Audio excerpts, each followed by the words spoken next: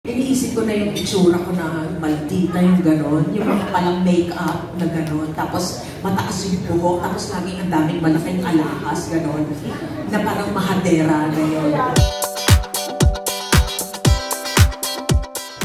Simple lang ang sagot, walang gustong kumuha sa akin. Parang imposible naman yun.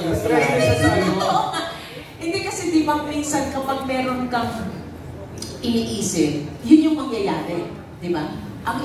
Kasi nung time na yun, nung 2000, year 2000, 2001, yung nagkaroon ako ng very first major concert ko sa Araneta Coliseum, yun talaga epic yun, na hindi pa ako ganun kakilala, hindi pa ganun kalaki yung pangalan na lalim sa Luchok, pero napuno yung Araneta Coliseum, overflowing talaga. So, ano nga ulit, balik mo nga yung question. Hindi, yung acting. So, yung time na yun, maliliit pa ang anak ko noon. Parang, ilan taon ba siya? Isa 7, yung isa magte-10. So talaga inisip ko na eto pa lang, sa singing pa lang, di ba? Meron akong, SOP pa noon, di ba? SOP pa noon. So doon pa lang alone, busy na ako. Nanay na ako noon, di ba? Ang liliit pa ng anak ko noon. Kaya, asking, ito inisip ko, ayoko mag-artista. Walang lumapit sa akin na offer. Ito totoo. Oo, kaya kung ano yung iniisip ko, yun yung mangyayari. Iniisip ko, ganda-ganda ko.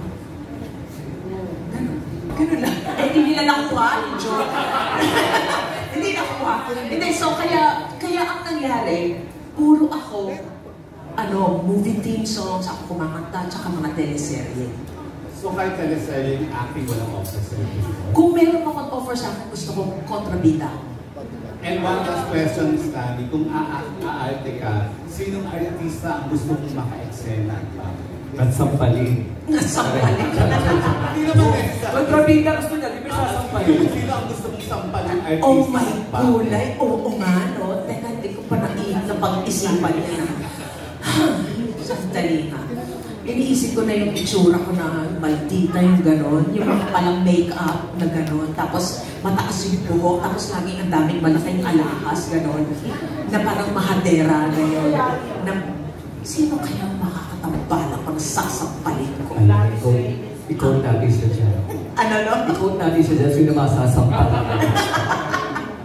Hindi, pag-iisipin natin yan. Kasi natatanong na ako niyan kung gusto ko ba daw na bida o kontrabida, sabi ko sa kontrabida.